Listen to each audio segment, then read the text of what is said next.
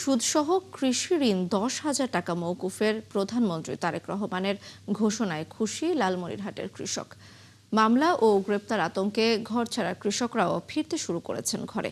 নির্বাচনের আগে দেওয়া প্রতিশ্রুতি রাখায় বিএনপির সরকারকে কৃষক বান্ধব বলছেন তারা। এই ঋণ মওকুফের ফলে নির্ভর কৃষক কৃষিকাজে মন দেবে, যা উৎপাদন ও কৃষি অর্থনীতিকে চাঙ্গা করবে বলছেন কৃষি কর্মকর্তা।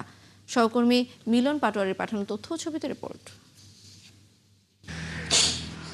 লালমনিরহাটের কৃষকের মনে এখন অনেকটাই স্বস্তি। কৃষিকাজের পুঁজি জোগাতে তাদের ভরসা ছিল কৃষি ব্যাংকের কৃষি ঋণ। তবে দারিদ্র্য পীড়িত এই অঞ্চলে ঋণের ব্যবহার চাষাবাদ ছাড়াও সংসারের বিভিন্ন খাতে হতো।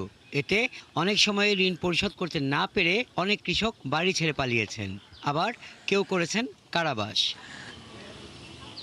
আর লোকসান হলে তো কথাই নেই। 10,000 টাকা পর্যন্ত কৃষি ঋণ নিয়ে অনেকে গরু, ছাগল, হাঁস মুরগি পালন করে সুদের টাকা পরিশোধ করলেও মূল টাকা করতে পারেননি পরিশোধ। নায়াসিনামাইড ও স্যালিসাইলিক সমৃদ্ধ লিলি ফেস ওয়াশ যা ফেসের ডেড স্কিন সেল দূর করে দেয় দ্বিগুণ ফাস্টার ব্রাইটেনিং।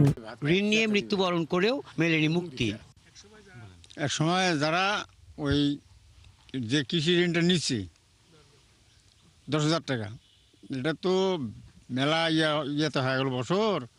তো এখন ওটা সরকার তারেক রহমান এটাকে মকুব করে দিল।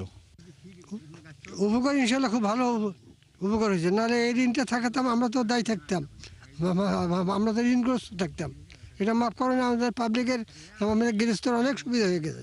কিছু হয়েছে মানে ধান চাষ টাকা পয়সা থাকে না বা ঋণ নিয়ে হেরা আবার দশত করতে পারছে, এখন দিতে পারতেছে না। সেটা যদি সরকার যদি মাফ করে দেয় অনেক ধন্যবাদ তো তাক।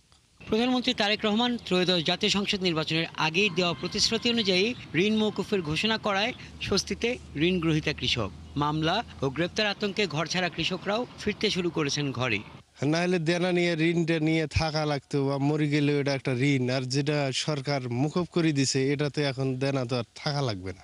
এক সময় ঋণ নিয়েছিল, অনেক দিন হয় ঋণ, মনে করেন যে সুদ বাড়ছে, সেই সুদ কৃষক ঋণ মুক্ত হইলো, এটা তো মোটামুটি ভালো বিষয়। জেলা কৃষি সম্প্রসারণ অধিদপ্তরের উপপরিচালক জানান, রাষ্ট্রীয়ভাবে ঋণ সুদসহ মওকুফ করায় কৃষক নির্ভর হয়ে কৃষিকাজে মন দিতে পারবেন, যা উৎপাদন সহ সামগ্রিক কৃষি অর্থনীতিতে প্রভাব ফেলবে। এই লোনটা আবার নেওয়ার পর হয়তো দেখা যাচ্ছে যে ফসলের জন্য তারা লোন নিল, দেখা যাচ্ছে হয়তো ওই ফসলের কাঙ্ক্ষিত মূল্য পেল না, তখন কিন্তু তার জন্য লোনটা পরিশোধ করা খুব দুরূহ হয়ে যায়। তো সেক্ষেত্রে এই যে 10,000 টাকা পর্যন্ত যে কৃষি লোন মওকুফ, এটা আমি মনে করি যে এটা ওই কৃষকদের জন্য এবং দেশের জন্য আমার একটা বিশাল একটা যুগান্তকারী সিদ্ধান্ত।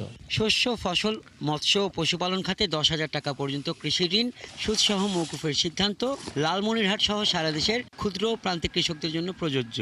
এই সিদ্ধান্তের ফলে সারা দেশের প্রায় 12 লাখ কৃষক উপকৃত হবেন। হাসান আহমেদ, ৭১।